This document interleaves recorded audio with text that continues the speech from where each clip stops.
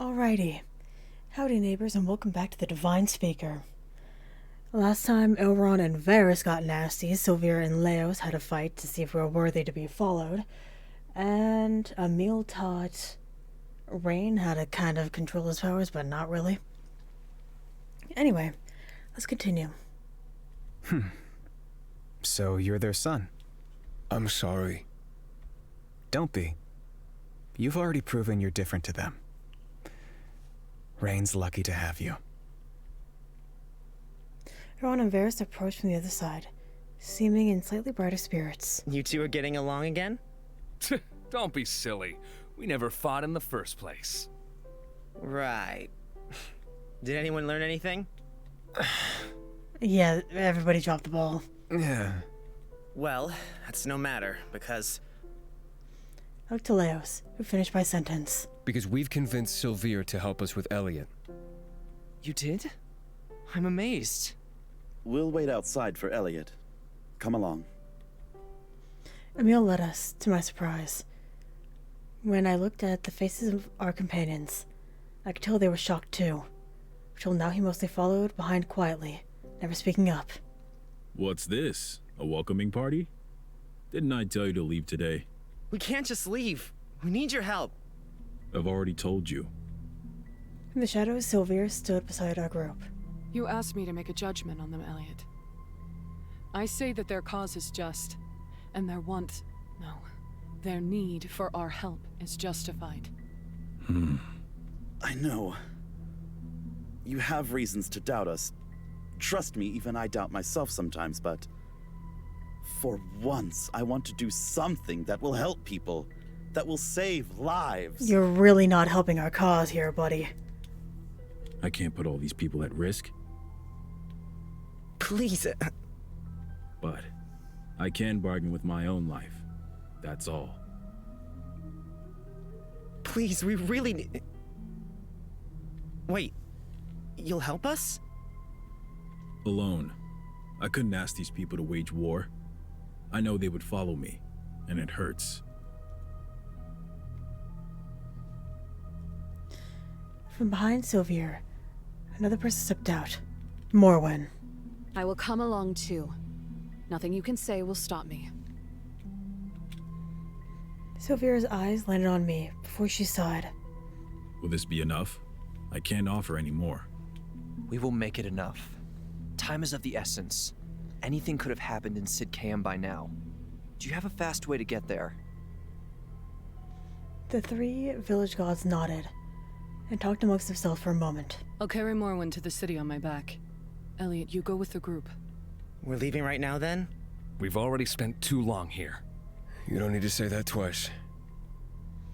With a puff of smoke, an eagle and a mouse sat... No! It's an eagle and a mouse!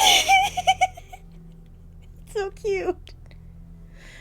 He sat with Sylvia and Morwen were just standing. A moment later and they were gone. Quickly. We'll need to descend the mountain much faster than we climbed it. We followed suit and raced out of the village. The night air was crisp as we ran through the snow, which was, in places, knee-deep. For long, Elliot followed the other gods and changed the form I wasn't expecting. A huge white tiger. We bundled up his clothes and kept running. My throat felt tight, and the snow-filled wind whipped around my face. Everything felt numb, but ached at the same time. My heart almost felt like it was about to burst out of my chest at any moment. Elliot was swift as a bird, gracefully sprinting through the forest. His white fur at times made him blend in with the snow. His eyes, however, couldn't be hidden. She was much faster than last time. My injury didn't hold me back, and before long the gates of Sidkam were in view. No guards. If they're safely locked up in their homes, fine. But if they've been harmed... Before I could turn around and notice, Elliot had regained his human form and was freshly dressed. Let's enter. With a nod, we passed through the gilded gates. Everything was quiet. It was the middle of the night, so it was to be expected, but something felt different. It was felt like Oxabor, a deathly quiet. One that made you feel on edge, as if something evil was waiting around every corner. As when I was scanning the area, two women approached us. Can you feel it? A powerful, all-encompassing presence. Did you find where he's hiding? With this gaudy show of power, I don't think you can call it hiding. We know where he'll be anyway, don't we? He didn't take that body for no reason. Let's get to the palace. So that was his goal. To use the royalty as a puppet. To start a holy war. He's even stronger than the last time we met. I fear for the townspeople. It's so empty. Not just physically, but I've lived here for nearly 18 years. It's never felt like this before. Caspian. But we can do it. Maybe a little adventure will do me good. You haven't lost it after all. Sign, fawn. There's no point in dawdling here. Let's go. Where the guards would usually stand watching over the palace, there was no one. Gates laid open, almost inviting us in. We exchanged glances between us. None of us had a good feeling, but there was little choice but to push onward. Our steps echoed through the huge, gaudy room. It was dark, only the moonlight lit the interior. Never thought I'd find myself at a palace, especially not under these circumstances. He's close. Do we have a plan? Even when I sparred with Sylvia, I barely held my own, and if he's so much more powerful... I think you can take that as a no. Then, our only option is to overwhelm him. That's right. As we all quietly chatted, soft footsteps approached from an unknown direction. They got closer and closer until... Sign! Vaughn! Hey! Guys, snap out of it! I rushed toward them. Varys blocked me with his arm. They won't hesitate to hurt you as they are right now. I've never seen such precise control. The power of a speaker, amplified by the power of a god. He's terrifying. Keep going. I'll deal with these two. He'll run! Come on, have some faith in me. You think I can't hold my own against the shorty and the forest boy? Don't be reckless. I wouldn't dream of it. Cass? I'll stay behind too. Why? I don't have the power to fight gods like all of you. All the passion in the world won't change that. Kicking a few kids' asses, well, that I can do. A look of worry and longing passed over Emil's face, but he clamped his mouth shut and nodded solemnly. Don't die. You hear me? We have too much catching up to do. Wouldn't dream of it. On his side moved to block us as we passed, but a kick from Ilron and their attention was diverted. Varys' face was blank, but there was a stream of emotions passing over him. Under that, I could tell. We passed through a corridor, came out in another large room. In were cages. At first, I thought they were empty. But as we approached, we saw masses moving inside of them. They were so tightly wedged that all of their faces pressed into the bars. Their bloodshot eyes all shot toward us. Humans. And gods. His meals. How could he do so much in such a short amount of time? He's been planning this for far too long. Perhaps since before he died. Shadow flung out of the dark corner and pounced. Our weights combined skidded across the polished floor. Hey! Get off of me! We're here to help you.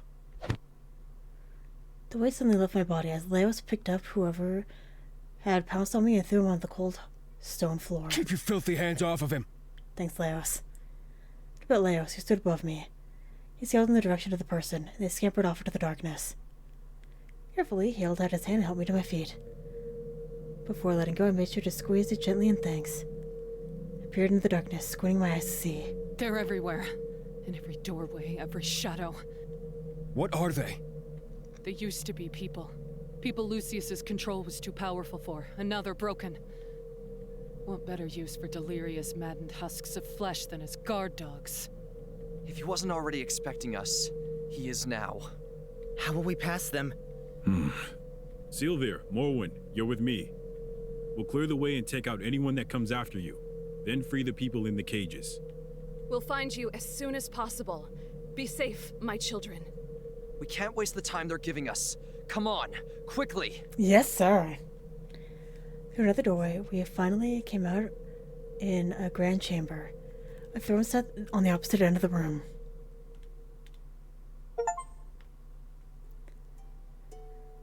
On it, leaning back with his legs propped up, was Lucius in all his glory. Wow, you actually made it all the way here?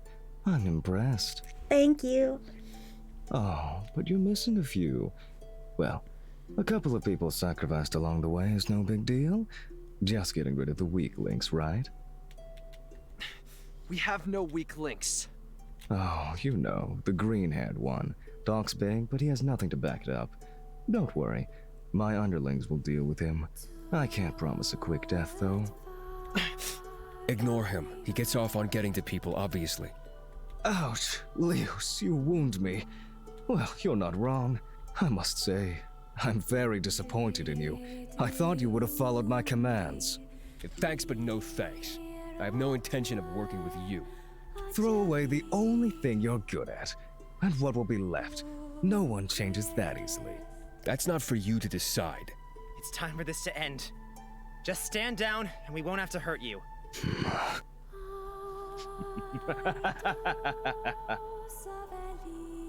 His laugh echoed through the room, bouncing off every surface.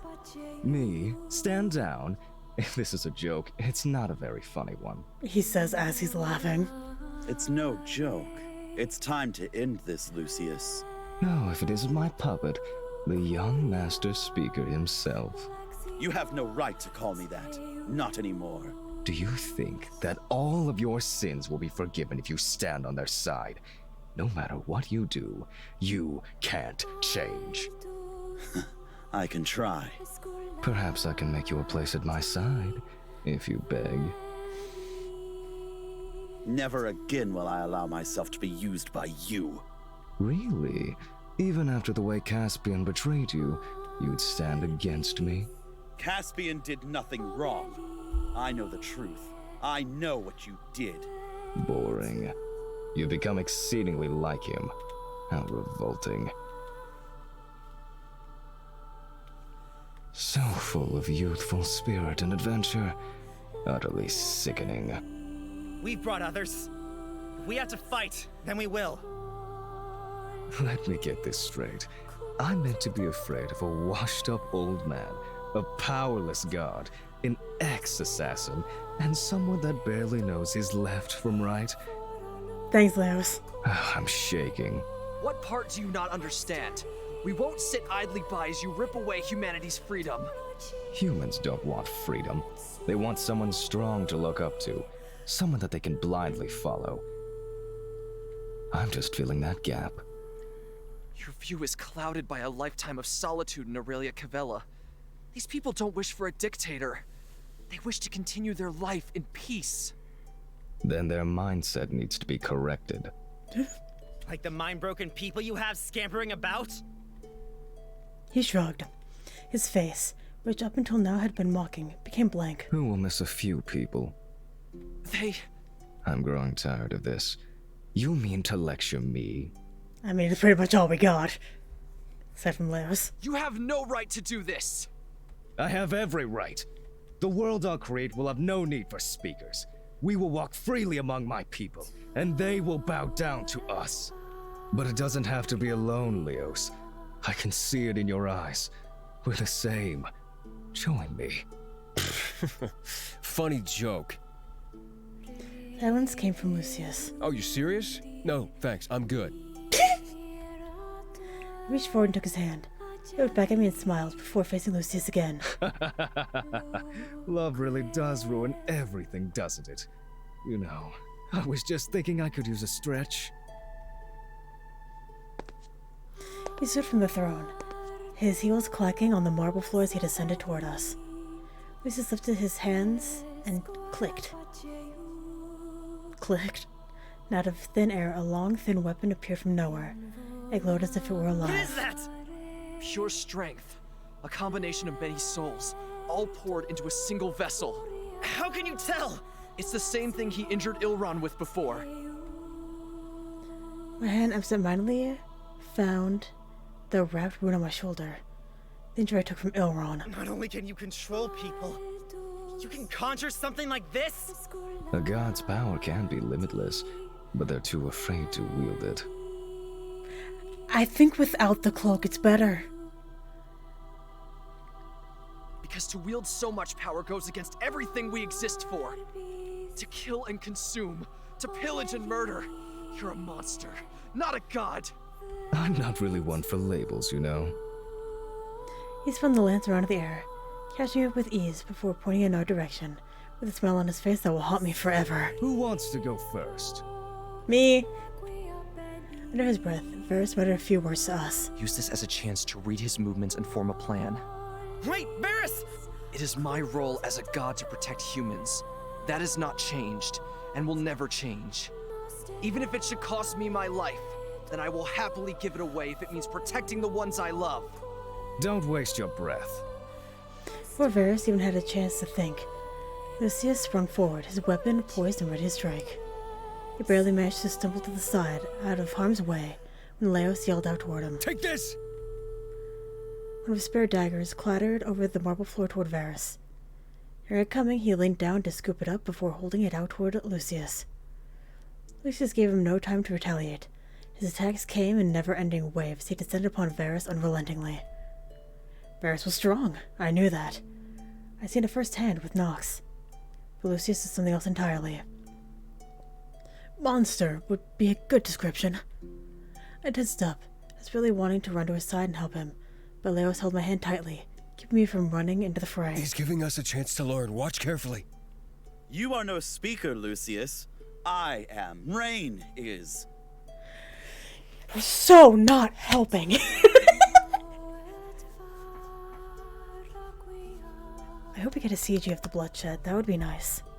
You're a hollow reflection of what you're meant to be. Damn! After all you put the boy through, now you think of yourself as his mentor? He will become everything that we couldn't. The fight continued, but Varys was very quickly becoming overwhelmed. He dodged and parried, but never found a chance to strike with his make-do weapon. Everything that you couldn't. I've made it further than any speaker has before me. From my point of view, you've fallen further. What? Speaker's job is to protect their people, not to rule over them. You failed in your duties. As if you know anything about being a speaker. I might not know much, but I can at least tell right from wrong, which you seem to have trouble with. With a frown, Lucius kicked Varys away and flicked his wrist. The lance, which suddenly became a beam of light, shot out toward him. The chandelier, which hung high up in the ceiling, swayed mercilessly. It dripped down onto the marble floor, where Varys was pinned to the shoulder to the wall. Varys! He reached up, desperately clawing at the lance, but he couldn't pull it out. Before I could move to help. In a few strides, I was at Varys' side. He reached up to remove the lance. Leave it, Rain. It's no mere weapon. Even touching it burns. I'll be no help like this. Go back to the others. No, you can't die. Not yet. We have too much left to do. The gods! He gave me a soft smile. When I was meant to calm others, I'd learned. This is far from the worst injury I've ever had. I just don't want to drag you down. You don't have to worry about me. And I would never abandon Ilron anyway. Before my eyes, his mouth formed a perfect O, as if he'd realized something. I never thought I'd say this, but I think I preferred you two when you were chatty. It's no use. They're pretty much zombies. A little thrashing will wake them up. Erwan jumped to the side, narrowly missing a blow. And if it doesn't? Then we keep going anyway. I have too much to protect for this to end here. With a kick, Fawn went skidding along the ground. Caspian cracked his knuckles and looked towards Sign. Another one for me. Varys, stay safe. Please don't do anything stupid. Let's see if you can keep up, old man. I'll hold them here for as long as it takes. If it means you'll come back safely. What? Old man?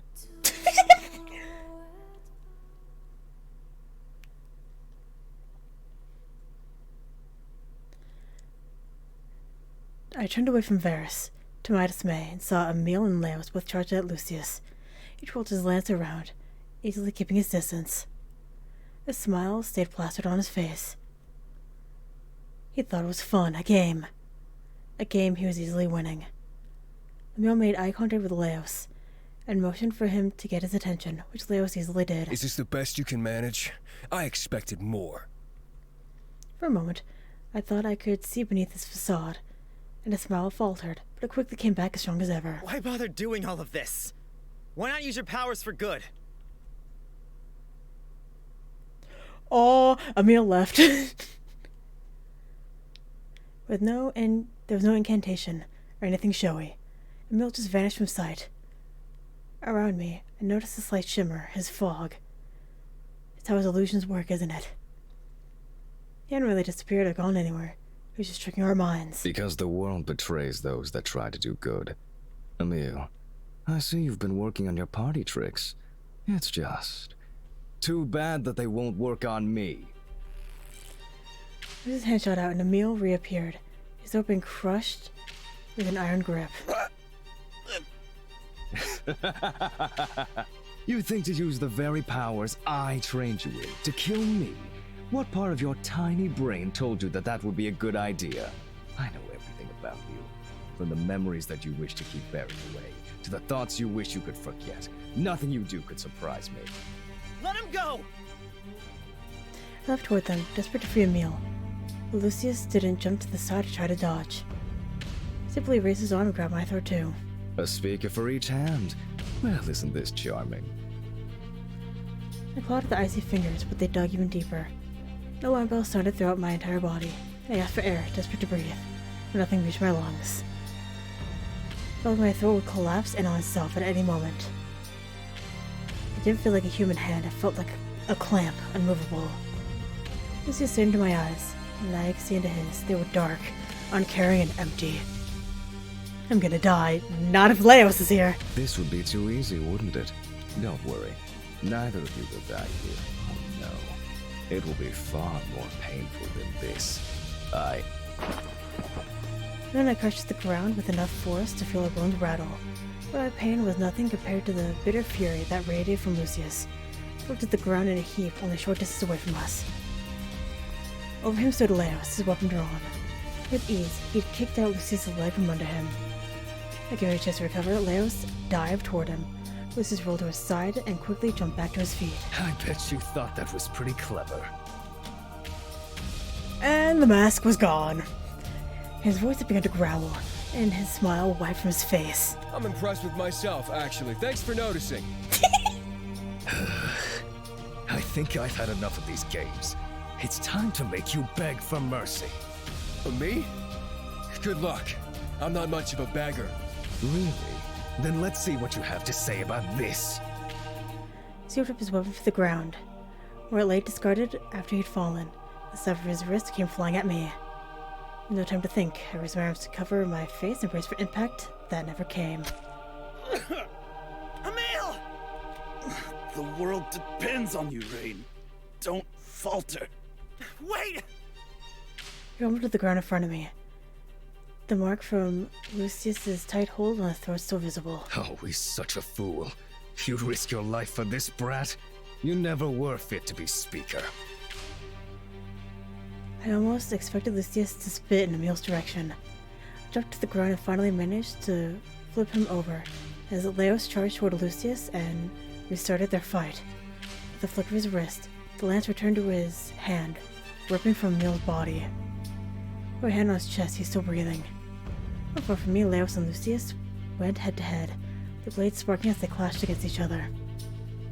We can't win, can we? Nothing we can do will be enough. But Emil and Varys are so much stronger than us. So how are we meant to win? Don't falter, Rain. With words in my mind, I stood on the ground, leaving Emil behind. I was crashed to the marble floor, skidding all the way to my feet. Leos! I'm fine. Don't worry. He said it was fine, but it was obvious that the pain was starting to get the better of him. He gritted his teeth as they pulled him up beside me. His body was covered in cuts and bruises. I could tell he was tired already. And then there were two. Isn't this nice? I have an idea. Anything will do. You're not gonna like it. Look up there. Nodded discreetly, and noticed the chandelier above us. The same one that shook wildly when Varys had been pinned to the wall. We wouldn't want an accident to happen, would we? It's so old it could fall any day now. So we best bring it down before it can hurt anyone. How? I'll lead him under and keep him there. And bait him to throw his lance at me. It'll hurt, but you need to pick it up and throw it as hard as you can. What if you get caught under there too? Well, it won't be very pleasant. This is a stupid plan. I think I've probably spent too much time around you then. I couldn't help but frown. I couldn't help the frown that rose from my face. I wanted to fight against the idea with all my might, but not a single other plan came to mind. Fine, but you better be careful, okay? Oh, when am I not?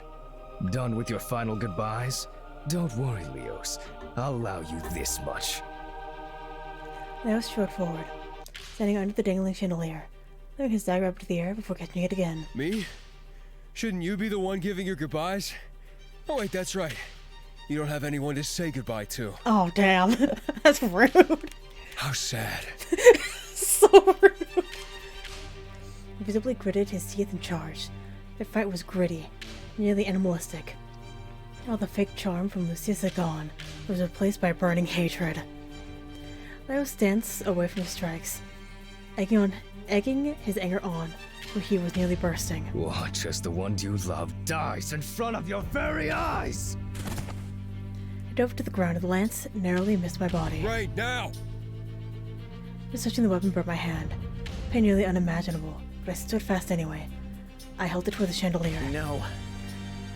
I can't help but feel sorry for you. Oh? You've given me a chance to do something you could never do. Be a speaker and protect my people. You, a speaker? He scoffed at me. Now pulled out his whip and wrapped it around Lucius' ankle, dragging him down to the ground. Caspian ducked to the ground, narrowly missing, but being punched square in the jaw. He dashed away, drawing the attention of Fawn back to himself.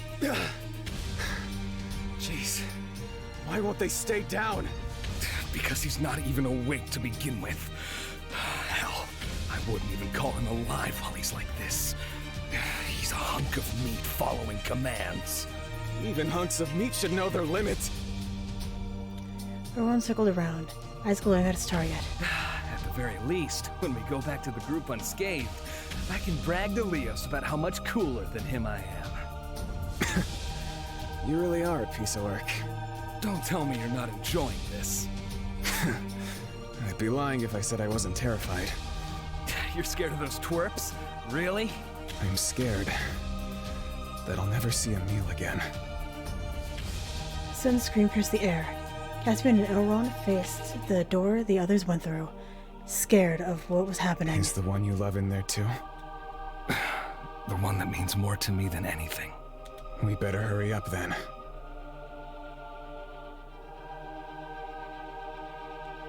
The air was crackled as the beam-like blade flew through the air, landing square on its mark. All happened in an instant. It crashed to the ground, rumbling debris flying in every direction. I dove down to cover Emil. The room a cloud of white. Then it was silent. No yelling or screaming. No sounds of fighting. Nothing. Peered through the debris, desperate for a sign of Leos. Leos? Oh, fuck. I think I hit my head. I ran to my feet and ran toward that voice. I finally come to view. Lucius, pinned to the ground under the chandelier. Couldn't move a muscle, but his eyes trailed toward me. Leos laid on the ground not far away, line of blood dripping down his head. I wanted to rush to his side, but I paused as Lucius raised his voice. You might have gotten me this time, but I'll be back. No, you won't. There won't be any next time for you. What, no one told you? A speaker's soul is just a reborn god's, you know. What? So, with the knowledge that this is the second time I've been born as a god, and I'm a speaker, well, I feel like I've got a pretty good chance at having another try. That's why we can speak to them. Bingo. Maybe you weren't so dim after all. Then, Our abilities are just a weak manifestation of our prior powers? What a good disciple you would have made. Think of it as a whisper of what you would have been capable of before. With any luck, my soul will come back one day too. I wouldn't say no to another try at being a speaker. You deserve to rot. Damn. I already have a body rotting in the ground. What's another one? He coughed and sputtered, and finally was quiet.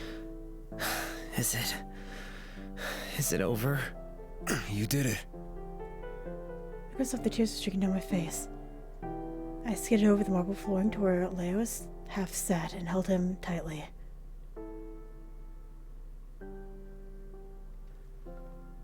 It's over. We really did it. Yeah. It's over now. Tears fell from my face, landing all over Leos, but he didn't complain. Behind me, I could hear footsteps entering the room. But you're crazy, you know that? And an idiot. Whoa, where's that coming from? That plan was insane. You could have died. Lucky your aim isn't too bad then, huh? You shouldn't put so much trust in me. You're the person I trust most in this world. I really can't stay mad at you. Yeah, good. But still, stop being so reckless. All right.